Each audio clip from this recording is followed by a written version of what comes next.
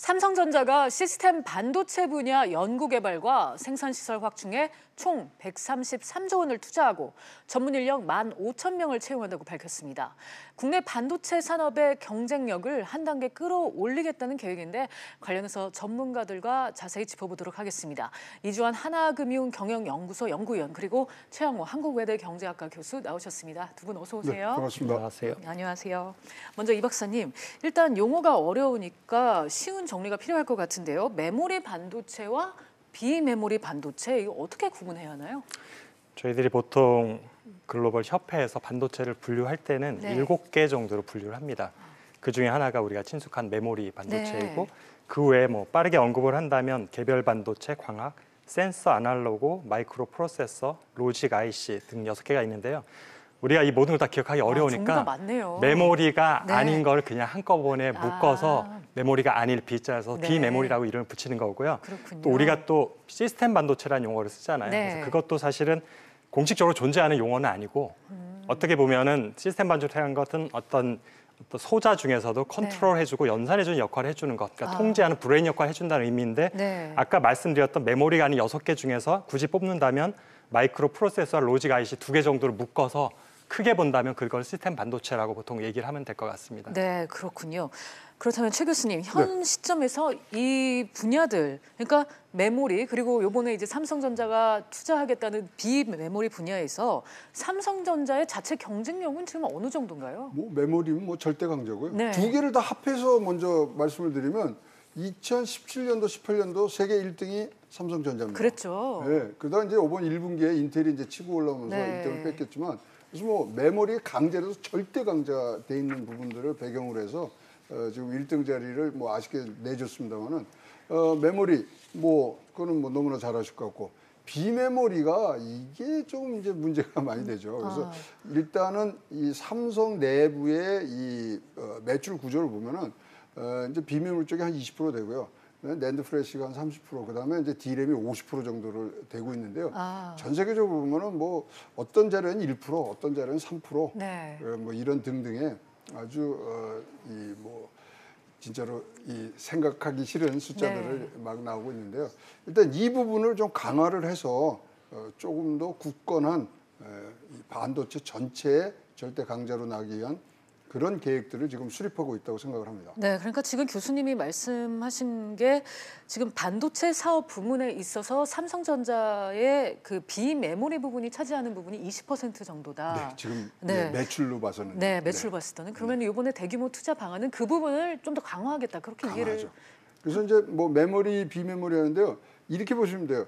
메모리는 이제 굉장히 아주 슈퍼 호황 네. 주기를 끝내가면서 사실 0.3에서 1% 정도 성장률이 예상이 되고요. 그 외의 것들은 지금 3%에서 5% 정도가 가는데 특히 우리가 4차 산업혁명, AI 이런 것들을 가다 보니까 그런 아까 연구원께서 말해주신 이 시스템, 그다음에 이 로직, 그다음에 연산하는 부분들이 굉장히 많아지다 보니까 거기는 굉장한 우리의 이제 향후 5년 동안 5% 이상의 연평균 지금 성장을 기대하고 있기 때문에 먹거리가 어디 있냐 그 문제죠.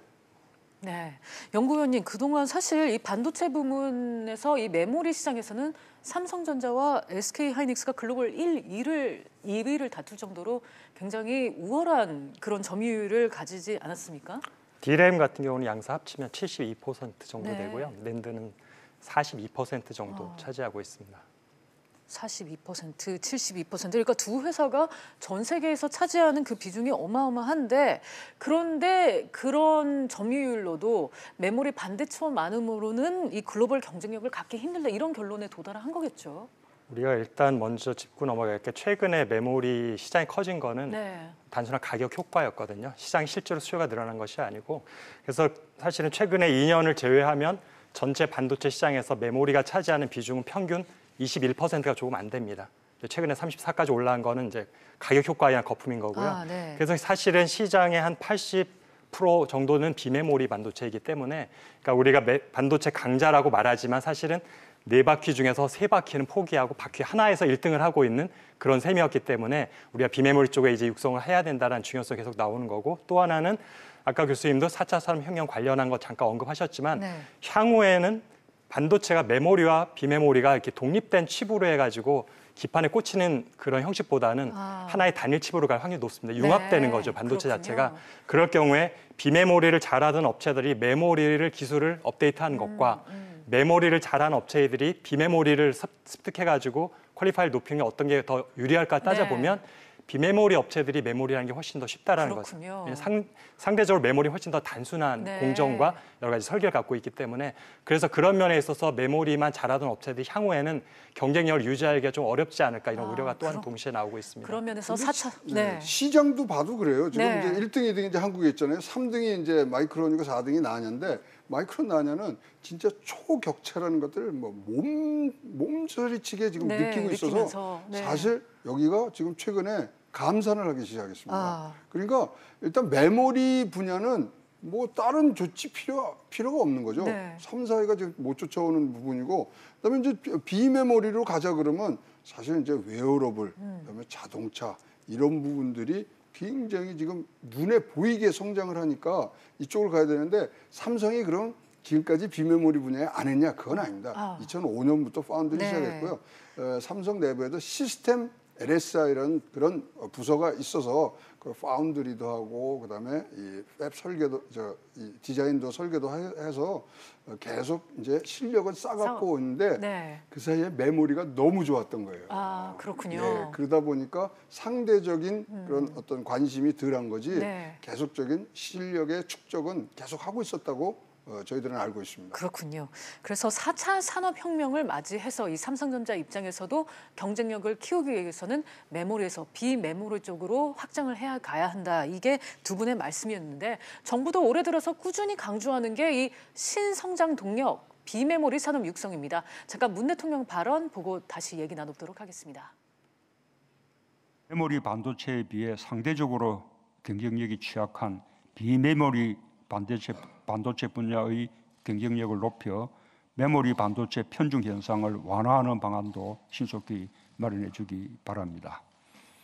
주력 제조업의 혁신과 함께 신산업의 육성도 속도를 내야 합니다. 네, 문재인 대통령도 이렇게 직접 얘기를 했고요. 이재용 삼성전자 부회장도 전에 이 시스템 반도체와 관련해서 직접 얘기한 적이 있습니다. 지난 1월이었는데 이 더불어민주당 의원들과의 간담회에서 시스템 반도체와 파운드리 사업을 미래 성장 동력으로 육성시키겠다 이렇게 얘기를 했습니다.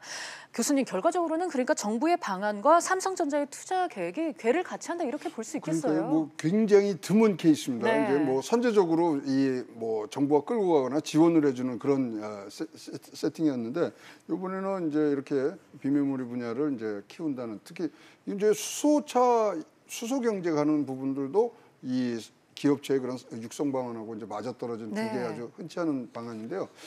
걱정이 되는 부분이 있죠. 저렇게 이제 대통령께서 뭐 이 회의 때 한 말씀을 하니까 산자부에서 한 달 만에 계획을 나오겠다 그러는데 야, 이게 한 달 만에 나올 거면 벌써 나왔었죠. 근데 우리나라가 이게 처음이 아니에요. 이 비메모리 하자 그래서 1998년도인가요? 그때 시스템 IC 2010도 있었고요. 시스템 IC 2015도 있었습니다. 그래서 꾸준히 해오고 있었습니다만은 과연 한 달 만에 나올 비메모리 육성 방안 제가 써도 1시간이면 쓸 것 같습니다. 위원님, 이번 원래 당초에는 이 정부의 육성 방안과 함께 이번 계획이 발표될 예정이 아니었습니까? 이게 공개 시점을 좀 앞당긴 것 같거든요. 어떻게 보면 삼성전자 굉장히 영리한 선택을 했다고 생각이 되는데요. 저도 과거에 정부에서 몇 년간 근무를 했었지만 공무원들이 엘리트가 많이 있는 건 맞아요. 그렇지만 각 분야의 전문가들은 아니거든요.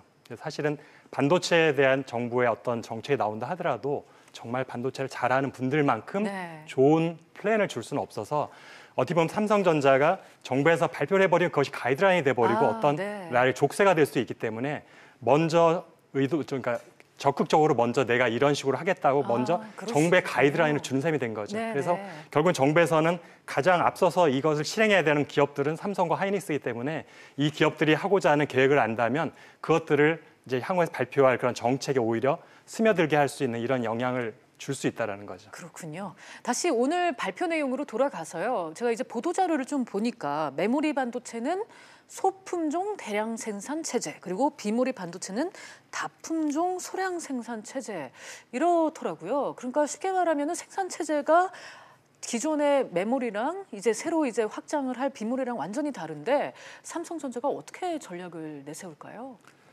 지금 사실은 우리가 비메모리가 그동안에 좀 메모리에 비해 상대적으로 약했던 거는 아까 교수님 말씀하셨듯이 이쪽이 너무 좋다 보니까 쉽게 돈을 벌고 캐치업할 수 있는 것에 우선 관심이 있었던 그렇겠죠. 것도 있고, 또 하나는 20여 년 동안 꾸준히 했는데도 그 벽을 넘기가 쉽지 않았던 것은 비메모리와 메모리가 갖고 있는 생산 공정이나 여러 가지 제품군의 특성이 좀 다르다라는 것에 있습니다. 그래서 메모리 같은 경우는 어떻게 우리가 마트에 가서 물건 사는 것과 똑같아요.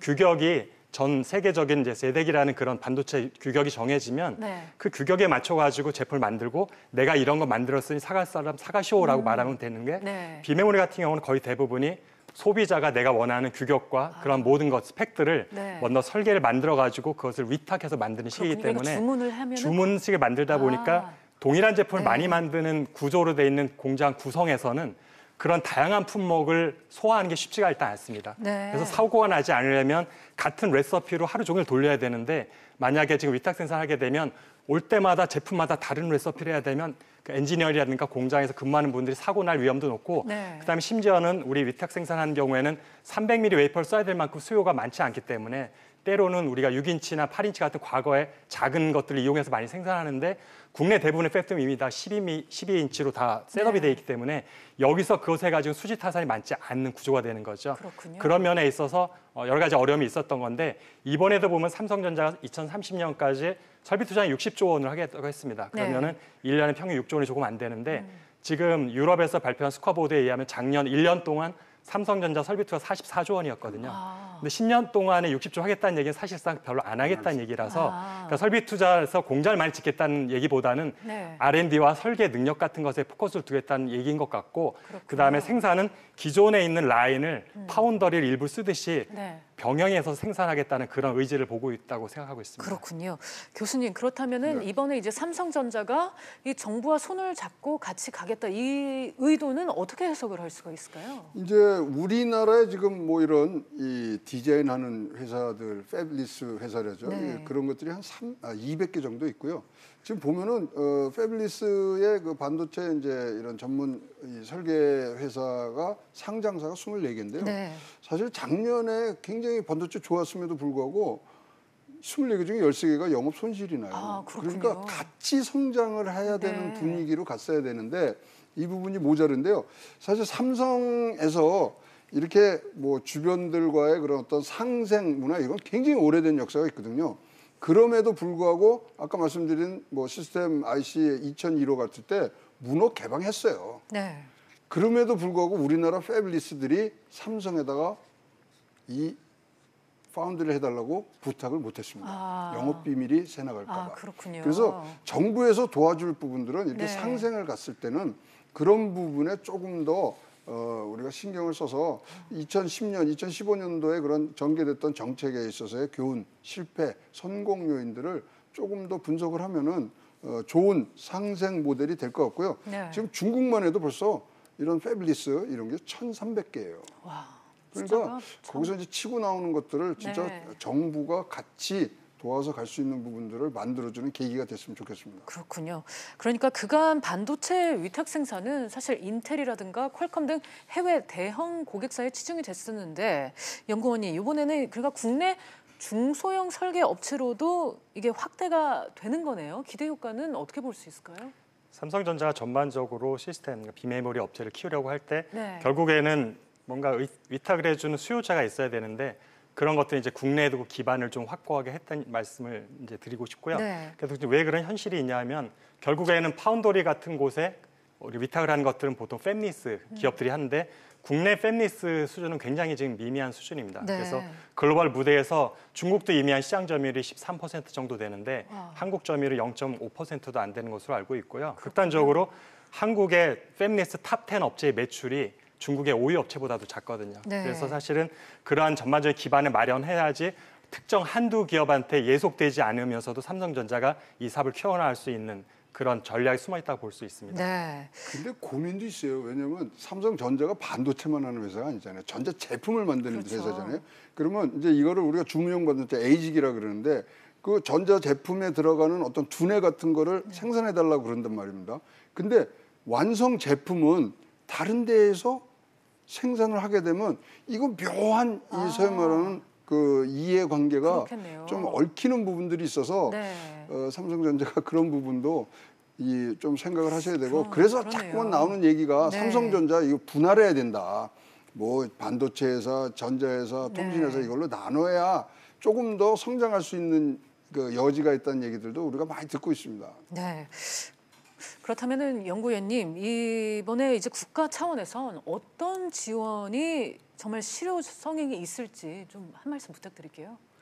결국에는 정부의 역할이라는 것들은 기업들이 잘 할 수 있도록 도와주는 역할이고 네. 그러기 위해서는 뭐 규제 같은 것도 풀어주고 자금을 지원할 수 있는데 중소기업이라면 자금 지원이라든지 아니면 뭐 최근에도 수출 경쟁력 제고 방안을 했지만 그것처럼 어떤 대기업이 갖고 있는 IP 같은 걸 공유할 수 있는 것들 이런 것들이 큰 도움이 되겠지만 삼성이나 하이닉스 정도 되는 대기업들한테는 사실은 자금이라든지 그런 IP 같은 거로 도움을 줄 수 있는 부분은 없거든요. 그래서 오히려 차라리 삼성전자 오늘 발표한 것들이 제가 일종의 가이드라인을 먼저 제시한 거라고 말씀을 드렸지만 정부에서 이런 정책을 만들 때 정말 그 주체가 되고 또한 때로는 객체가 될 수 있는 기업들하고 먼저 의논하면서 기업의 필요로 하는 것들을 저희가 정부에서 지원해 주는 것이 맞지 정부에서 일방적으로 이렇게 도와주겠다라고 하는 것은 어떻게 보면 기업 입장에서는 실질적인 도움이 안 되면서도 때로는 그것이 나한테 부담과 짐이 되는 경우도 있거든요. 그래서 제가 볼 때 가장 좋은 거는 정말 당사자인 기업들의 필요한 것이 무엇인지를 먼저 논의하는 것이 우선이 아닌가 생각이 되고 있습니다. 중요하네요. 교수님도 한 말씀 해주시죠. 저는 뭐 지금 좋은 말씀 다 해주셨고요. 조금 우리 국산 장비 쪽에 신경을 썼으면 좋겠습니다. 이제 뭐 우리 실력들은 나오고 지금 뭐 7나노, 5나노, 3나노까지는 지금 거의 다 나왔는데 사실 장비 싸움이고요. 우리나라가 장비로는 세계에서 매출 1위입니다. 근데 우리나라의 국산화는 20%밖에 지금 안 돼 있고요. 그런 부분들에도 같이 주변 사업이 같이 갈 수 있는 부분들을 꼭 같이 육성해 주시고 좋겠고요. 마지막으로 당부 드릴 말은 우리 이제 1983년도에 우리 이제 반도체 처음 만들었을 때 삼성이 부천에 공장이 있었는데 거기 반도체인의 신조라는 게 있습니다. 그걸 외우고 시작을 했어요. 그렇군요. 거기 일본이 뭐냐면 울림이 있는 얘기가 있어요. 안 된다는 생각을 버려랍니다. 안 된다는 생각 버려라. 그걸로 이 반도체가 이렇게 큰 겁니다. 안 된다는 생각을 버리고 한번 다시 도전할 수 있는 기회를 정부가 잘 만들어줬으면 좋겠습니다. 삼성전자의 이번 비메모리 투자 계획, 우리 경제에 새로운 활력이 되기를 기대해 보겠습니다. 오늘 두 분 말씀 여기까지 듣겠습니다. 감사합니다. 네, 감사합니다.